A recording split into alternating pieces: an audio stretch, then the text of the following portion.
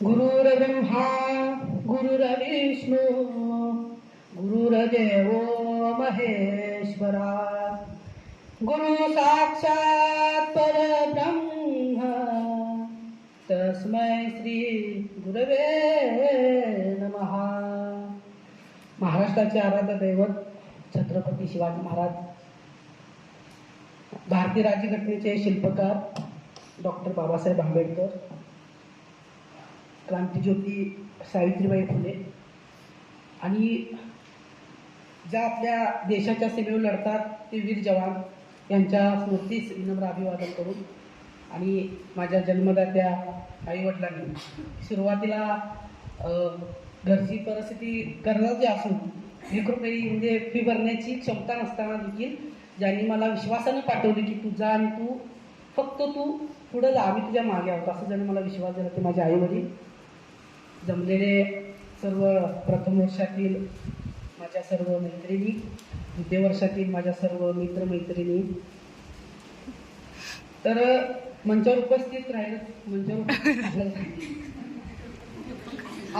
माणूस म्हणून जगत असताना आपल्याला कुठेतरी स्वतःच्या मनामध्ये कुठेतरी असं कमीपणा वाटत असतो की म्हणजे आपण त्याला म्हणतो की आपल्या मनामध्ये न्यूनगंड असतो.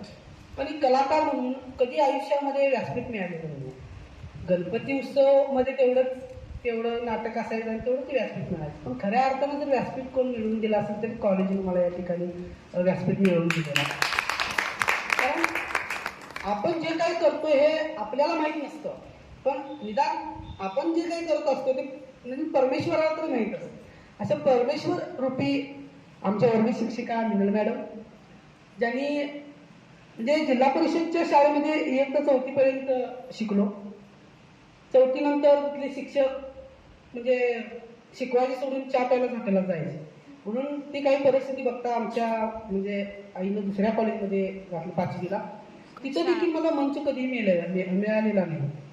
आणि मग गायन असू दे, डान्स असू दे, जे आपल्याकडे कला कौशल्य असून देखील मला कधीही त्याची जागा मिळाली. पण ही जी आयुष्यभराची इयत्ता 12वी पर्यंत शिकत असताना किंवा डिप्लोमाला देखील शरद इन्स्टिट्यूटमध्ये ॲडमिशन घेत असताना तिथं देखील एक खंतच राहिली की आपल्याला मंचच मिळालेलं नाही. पण ज्याचं कोणी नसतं त्याचं परमेश्वर असतं. पण एवढ्या वर्षाचा जो मला मंच मिळवून दिला आणि माझ्या मनामध्ये विश्वास निर्माण केला मी करू शकतो. आणि सलग 2 वर्ष गायन स्पर्धेमध्ये माझा प्रथम क्रमांक आला. आणि तिथं म्हणजे कारण स्टेजवर आम्ही कधी गेलो नाही ना, आम्ही एकांकिका 1-2 केल्या, पण समोरचा व्यक्ती आता स्पर्धक जर आपल्या पुढचा स्पर्धक जर आपल्या समोर तर त्याचं जर कलाकौशल्य सादर करत असेल तर आपला कॉन्फिडन्स कुठंतरी लो होतो. पण त्याच वेळेला मनामध्ये भीती होती की आता याच्यासमोर मी काय टिकणार. आणि पहिल्या वर्षी ज्यावेळेला आम्ही कुंभोजला गेलो तर मिनल मॅडमांनी सांगितलं तू आता घाबरू नकोस, तू जा, तुझा नंबर येतो. मी आपलं प्रामाणिकपणे काम केलं, जाऊन गायन केलं आणि रिझल्ट अचानक 6-7 महिन्याने तर कळाला की मी इकडे तिकडे बघायला लागलो. स्वप्नील नंदरी नाव घेतलं तुम्ही नंबर काढले असं चिंतेत मला कळालं. त्यानंतर परवाचा पण शनिवारी कार्यक्रम झाला कोल्हापूरला, त्यामध्ये पण आजारी होतो आदल्या दिवशी आणि म्हणजे भीती वाटायची की आपला आवाज लागतोय की नाही किंवा काय. तर जाऊन आपलं प्रामाणिकपणे गेलो, तिथे देखील प्रथम क्रमांक आला. आणि सगळ्या गोष्टी आता महिलांना साडी शोभते, हो मला साडी नेसणं शोभते, घरात आईसमोर वगैरे करणे ह्या गोष्टी असतात. पण एखाद्याच वेळेस कुठेतरी आयुष्यात ती कला मी सादर केली. पण ह्या कॉलेजमध्ये प्राचार्यांनी परमिशन दिली की बाबा तुला अजून करू शकतो.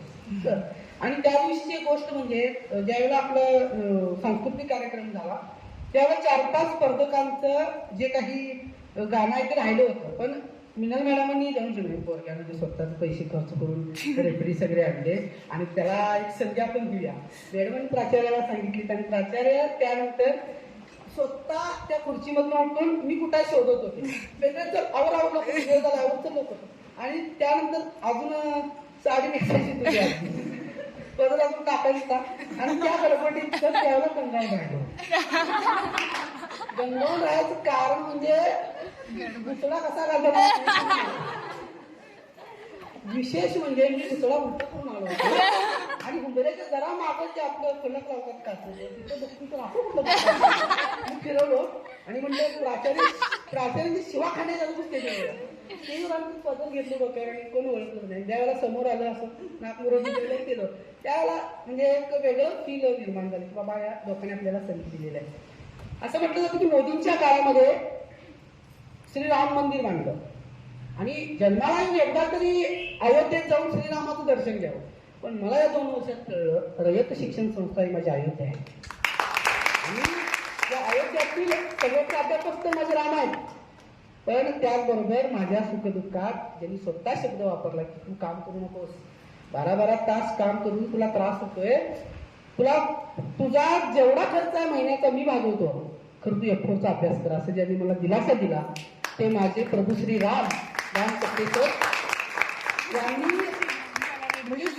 यांनी देखील मनातील असलेला न्यूनगंड दूर केला. F4च्या माध्यमातून मी 3-4 दिवस कॉलेजला आलोच नव्हतो, सारखा आजारी असल्या कारणाने. कारण 12-12 तास ड्युटी करून पुन्हा जागरण होतं, त्यामुळं काय होतं की तब्येत बिघडते. आणि परत स्वतःला म्हणजे मला सावरून त्यांनी स्वतः प्रश्नपत्रिका 3-4 दिल्या आणि मला पटलंच नाही की रिझल्ट ज्यावेळेला बघितलं F4चा रिझल्ट होता 40 पैकी 29. मी म्हणतो दुसरा कोणता असेल, आम्हाला बघ मी नसेल तिथं कुठं तरी 20-22 पडले असेल, नाही तर अजून पुढल्या वेळेला द्यायची संधी असेल. म्हणजे सरांचं एवढं म्हणजे प्रेम आहे. त्यानंतर खरं मॅडम नेहमी महेश सर नेहमी त्यांच्या भाषणात शब्द वापरायचे, मातृतुल्य मातृतुल्य. आम्ही नवीनच शब्द, मातृतुल्य काय असतं? मातृतुल्य ऐकणं आणि मातृतुल्य प्रत्यक्षात 2 वर्षात बघणं. मातृतुल्य आमच्या आई ज्यांनी मनापासून जशी एखादी गाय आपल्या वासराला प्रेम करते तसे या 2 वर्षामध्ये बाळा तुला काय अडचण आहे का. त्यांचे मिस्टर देखील मला बोलवून होतं